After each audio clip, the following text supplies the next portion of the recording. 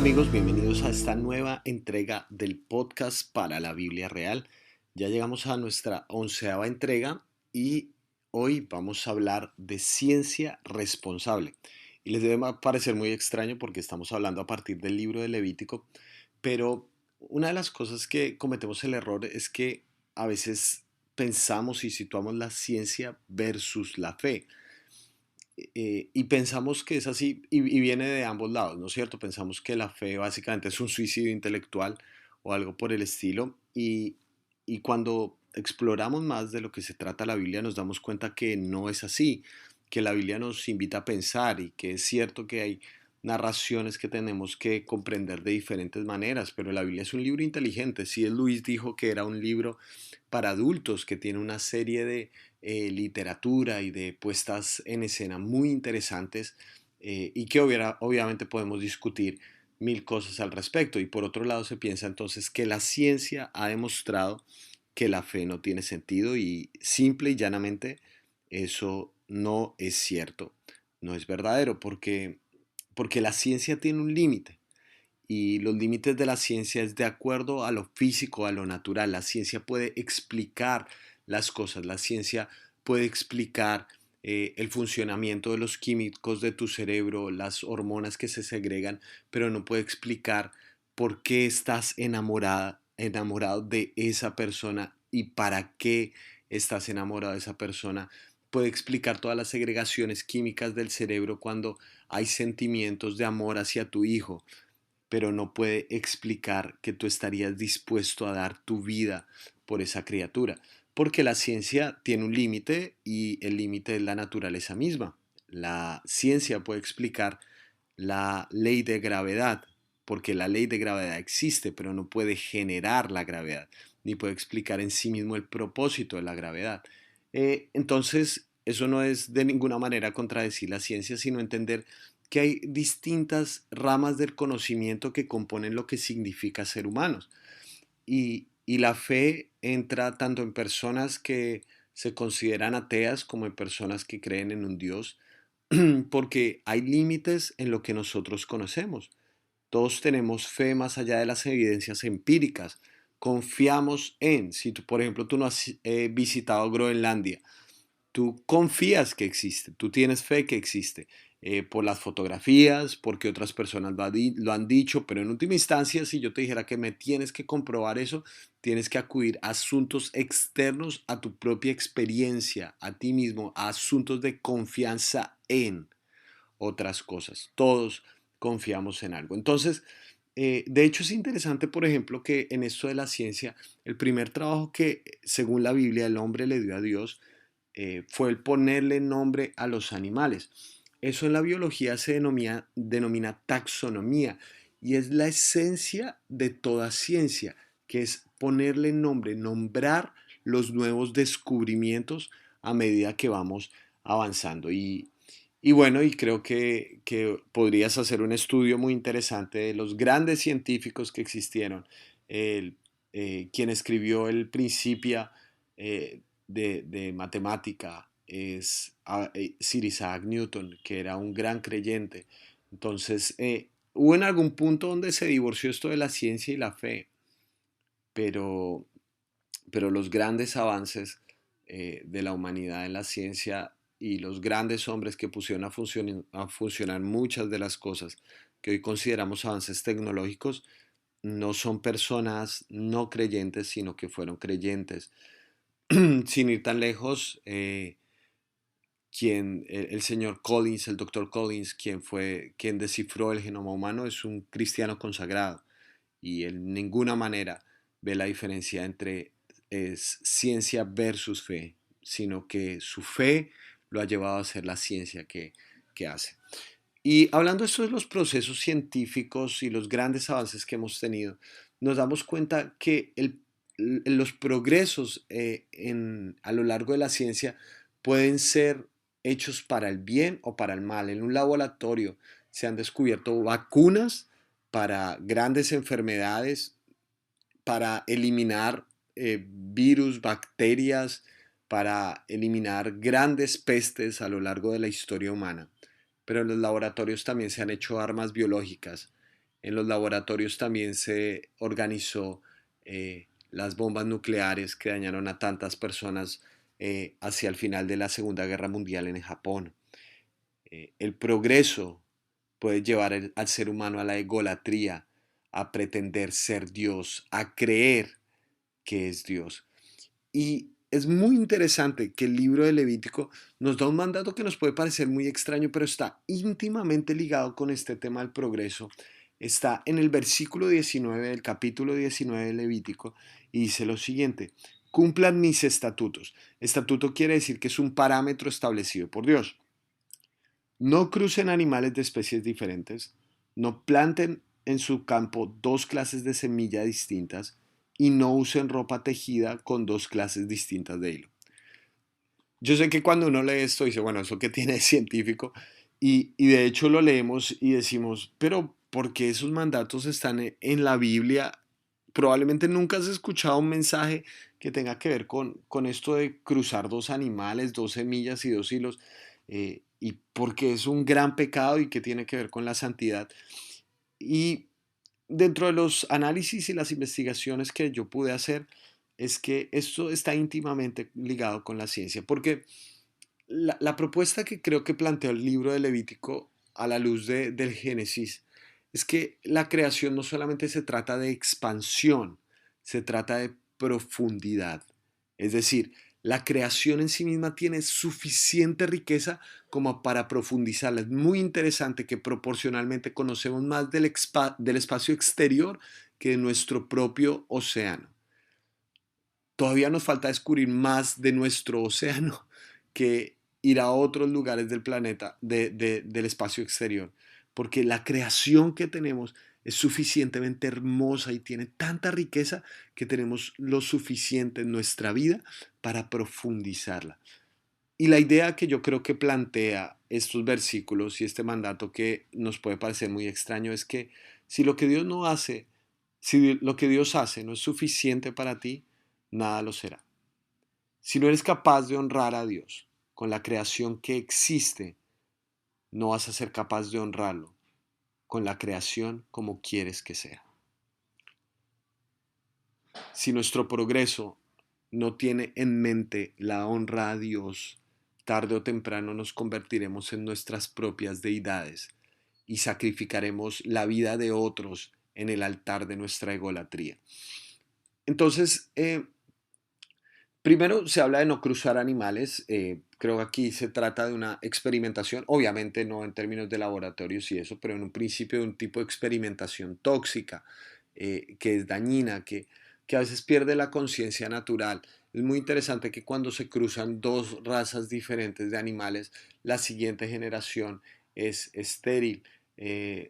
Por ejemplo, cuando se cruza un burro con un caballo, genera la mula y la mula en sí misma es estéril, es decir, es el producto de una combinación de animales, pero este nuevo ser no tiene capacidad de procrear más, a pesar de que había sido uno de los estatutos fundamentales de Dios con la creación, de que la creación siguiera multiplicándose. Entonces, pues aparte de esas consecuencias, creo que es el asunto de tener una conciencia natural, respetar la naturaleza de cada uno de los seres creados. Eh, Quizás, de hecho, podríamos hablar en la actualidad, por ejemplo, cómo tratamos a los animales, no solamente en cómo a veces los dañamos para que satisfagan lo que nosotros queremos, nuestras demandas, por ejemplo, se le hace a los animales, se les hace probar ciertos maquillajes, se prueba sobre su piel, intoxicándolos y dañándolos con tal de buscar el maquillaje que más dure. Aparte de eso es cómo respetamos a los animales en su naturaleza. Alteramos a veces tanto el hábitat de este mundo para cumplir lo que nosotros queremos. He visto documentales, por ejemplo, de personas que se toman fotografías con una lechuza y esta lechuza es ciega porque sus ojos no están diseñados para adquirir los flashes, no están diseñados para la luz del día, están diseñados para la oscuridad, pero como están en cautiverio, estos animales son sometidos a horarios mortales para ellos, ¿sí? y se les altera el orden natural de la creación. Creo que Dios desde el principio, cuando está diciendo no crucen los animales, está planteando esta idea de respetar la creación como es, no alterarla por nuestro ego o por nuestra necesidad, sino respetar la creación como es. Y lo digo en términos más cercanos. Eh, También, por ejemplo, cómo puedes, ah, si escuchan algo de ruido atrás, paréntesis, si escuchan algo de ruido atrás, es que estoy grabando en la ciudad de Montería, estoy aquí en un evento y aprovecho los espacios que tengo para grabar algunos de los podcasts y estoy en un cuarto en medio de un barrio hermoso donde hay bastante personas alrededor, entonces si escuchan ruido alrededor es por eso la razón. Cierro el paréntesis, estaba hablando de cómo en ocasiones, por ejemplo, podemos dañar a los animales cuando los humanizamos, cuando la gente tiene una mascota y la trata como si fuera un ser humano. No, un animal es un animal, un perro es un perro, un gato es un gato. Y cuando lo vuelves un ser humano, lo estás maltratando porque él naturalmente es un animal. Respetamos a la creación por lo que es, la profundizamos, no sencillamente la expandimos de acuerdo a lo que nos inventamos. Y después habla de la semilla, de no planten semillas de dos clases distintas en su campo. Aquí da la idea de un aspecto de respetar, y ustedes lo pueden ver en la agricultura, como hay campos que son fértiles para ciertas cosas. Hay campos donde eh, ciertos climas y cierto tipo de tierra te puede dar un fruto específico y de pronto ese fruto, cuando tú tienes la cosecha, tienes que dejar pasar tiempo para cosechar otras cosas o solamente ese campo va a funcionar para ese sembrado, por ejemplo, de patillas, solamente o sembrado de manzana o lo que sea. Yo creo que aquí Dios está estableciendo la idea de una codependencia. Es decir, yo puedo sembrar una cosa, pero otro hermano, otro miembro de la comunidad sembrará otras cosas. Yo sembraré los aguacates, otra persona sembrará las manzanas en su campo.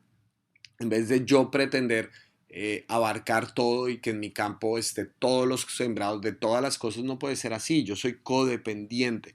Es la idea de perder el control de todo.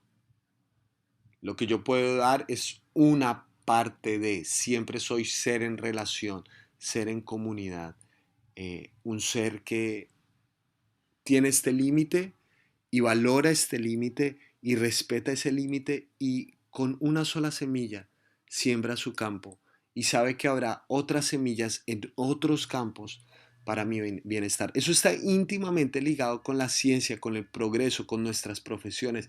Siempre somos codependientes, nos necesitamos los unos a los otros. No somos seres aislados que pueden medir las cosas y ellos mismos hacer todo. Esa es la gran mentira que nos hemos creído, que nosotros solos podemos. No es así. Siempre estamos dependiendo de alguien más. Aún en la ciudad, si tú crees que eres el superpoderoso, necesitas del campo para que te den cosas para subsistir. Tú no podrías vivir sin el campo. Tú necesitas de otras personas. Por más avances científicos que tengas, tú necesitas de alguien más. Por más de que seas una mente brillante, que seguramente lo eres, tú estás necesitando de alguien más. Y es bueno recordar que somos seres codependientes, que nosotros mismos no podemos en nuestro campo andar sembrando todo, porque sencillamente el campo no lo aguantará y es bueno recordar que nos debemos y nos animamos los unos a los otros, que mi trabajo es para el bienestar de otros, así como el trabajo de otros me beneficiará a mí. Y esta última parte que dice, no usen ropa tejida con dos clases distintas de hilo. Es muy interesante que, uh, bueno, aquí yo tengo dos ideas, ¿no?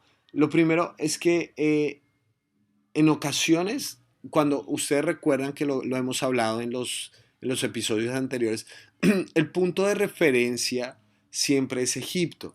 Y en Egipto siempre estaba la exuberancia. Ustedes pueden investigar cómo se vestían los faraones y los faraones se vestían con una clase de vestiduras y unas túnicas exultantes y exuberantes que eran de múltiples colores, que tenían múltiples hilos y múltiples tejidos, y probablemente Dios sea la forma de decir como, no quiero que sean como en Egipto, quiero que ustedes, si tienen una túnica, sean felices con esa túnica.